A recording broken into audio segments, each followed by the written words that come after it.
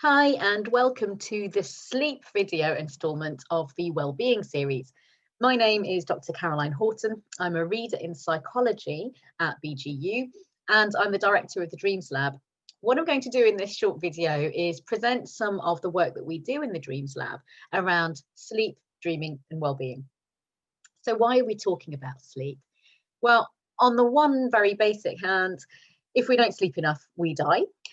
In a more sort of nuanced understanding of sleep, then we might be able to think about what happens to our own behaviours and our own lives when we don't sleep sufficiently. Not only do we feel tired, we're also more likely to feel a bit under the weather and just generally a bit grumpy. But more than that, sleep allows us to have some balance in terms of our work and play routines. Understanding sleep then, as well as what happens to the brain during sleep, allows us to make sense of how sleep impacts our own lives and actually also the lives of the people around us, our family members and those in our household. If we understand how we need sleep, what happens when we don't sleep enough, it also helps us to make sense of the behaviours of some of our pupils in the classroom. So we'll be thinking about how much sleep we need and how we can sleep better, and crucially, what happens if we don't sleep enough. But we also need to think about how our own routines may differ from those of our pupils. So for younger children, for example, their sleep routines are very largely influenced by people around them, parents and siblings, namely. But for older children and teens, they have a shift in their circadian rhythm whereby they naturally, through no fault of their own, want to go to bed later and they need to sleep in later. And we tend to associate this with teenage behavior, and sometimes we're not very sympathetic to that. This isn't their fault. So if we're working with teenagers, then we do need to understand that this isn't something that they can help if they feel tired in the morning. We should be a little bit gentle about that. But we should also try to encourage them to ensure that they have full opportunity to sleep as well as possible and for as long as possible.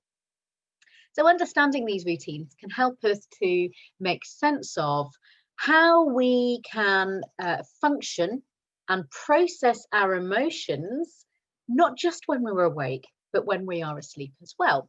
And all of that contributes to understanding our well-being. So when we go to sleep, as you may know, our bodies and our brains transition through a series of stages. So we don't just switch off and zonk out and stay in that same state for 8 hours or for however long we might be in bed.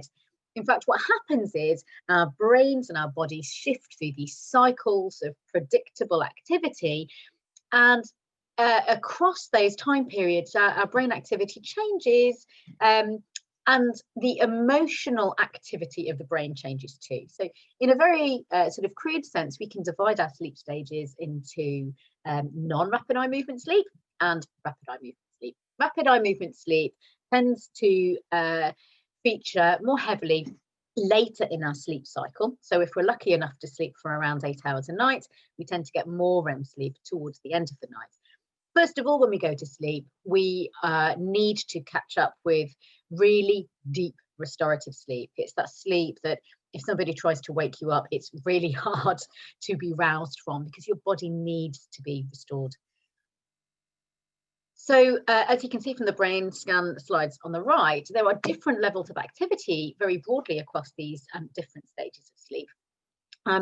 With more activity on the whole during REM sleep than in the other stages, but actually the brain is really active during all cycles of sleep, just in very different ways. What we can see from those brain scans is that across the night, so particularly during REM, the areas associated with emotion processing are really very active. In fact, sometimes more so than when we are awake.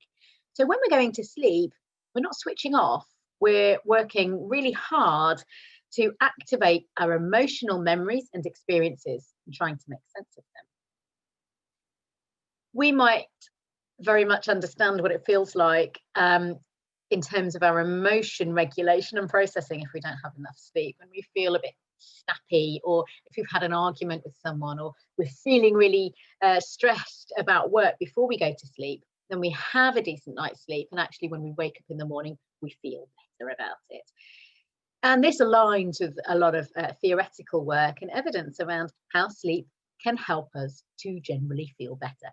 On the contrary, though, there can be this cycle, if our sleep is disrupted, of feeling tired, having difficulty coping with daily tasks, and feeling increasingly worried, and then in turn finding it difficult to switch off from those concerns, which means that it's hard for us then to get to sleep at night. So these kind of cycles can be quite difficult to break. But there are some optimistic pieces of evidence that shows that there are some tricks to help break these cycles. So, for example, a study conducted a couple of years ago divided participants into two groups. One group wrote down a list of things that they had done that day, and another group of people wrote down a list of things that they needed to do the next day, a sort of organising task. So the group who wrote down the list of things that needed to be done the next day actually slept on average around 10 minutes less than the group who'd written down what they had accomplished that day. Now, 10 minutes might not sound very much, but actually 10 minutes of good quality sleep can make a massive difference in terms of our emotion regulation and our emotion processing ability, as well as just letting us feel a bit more rested the next day. And the authors put this difference down to the idea that for those people who were thinking about what still needed to be done, those tasks were playing on the mind of those people and stopping them from switching off and getting to sleep. Whereas the group who had already thought about what they had accomplished were able to put those thoughts aside, feel like they were done and out of the way, helping them to switch off. So these kind of tips and tricks can really help us with switching off ourselves. And look, let's face it, our well-being can suffer and we can feel stressed at the best of times, let alone in the middle of a pandemic, where we're faced with trying to offer reassurance to pupils whilst probably having some concerns ourselves. So what we need to do is ensure that we get good quality sleep more than ever. What's interesting is that when we go to sleep, we do activate our concerns and our worries and our fears.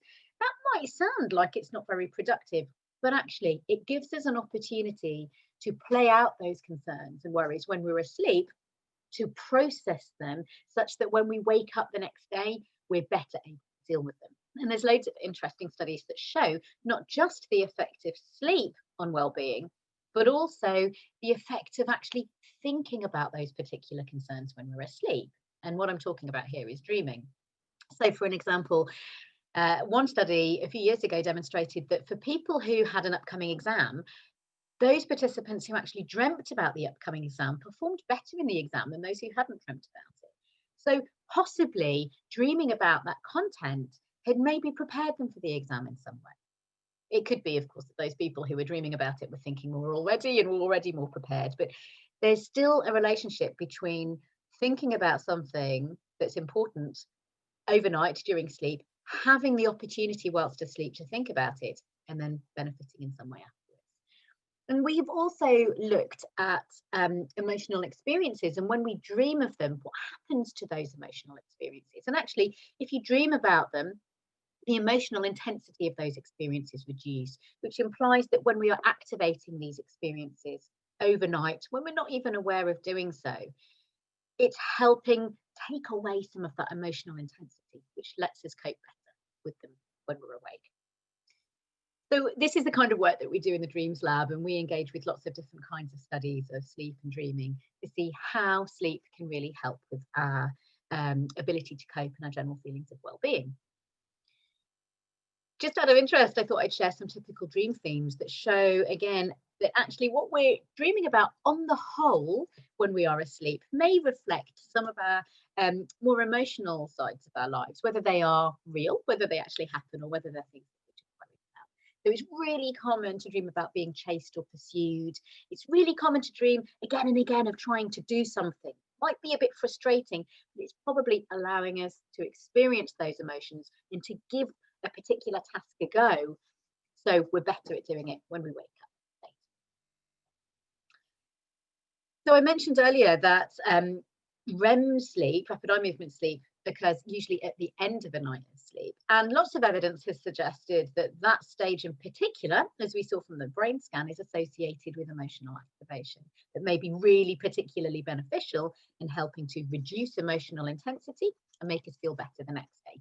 But actually, a recent study has also shown that deep sleep can really help reduce anxiety as well. So what kind of sleep should we be getting? Well, all of it. We need a thorough, solid, good night's sleep to allow us to experience all of these different stages of sleep in an uninterrupted way if we can possibly manage it. And I know that's hard, and we all struggle, in particular in current times. But sleep is really worth trying to understand and encourage if we're able to do so in any way to help our well-being. How can we do this? Well, you may well have heard of sleep hygiene, which is a number of tips and tricks to help us try to switch off, to get to sleep, to have fewer interruptions when we are asleep, and to stay asleep too. So I'm not going to run through a number of tips and tricks, but there are endless out there, and they're easy enough to Google, and there's lots of information on NHS pages and otherwise. And this one here is the National Sleep Foundation, which is an American site, but the evidence comes from the same kind of studies as here in the UK, and indeed from the Dreams Lab, that shows the kind of things that we can do to emphasize sleep. Crucially, we need to know that we need the sleep. It really genuinely helps. It helps us feel better, and it helps us to allow other people in our household to sleep better. Thank you very much for watching and for engaging. I hope I've managed to convince you that sleep is crucial for our well-being.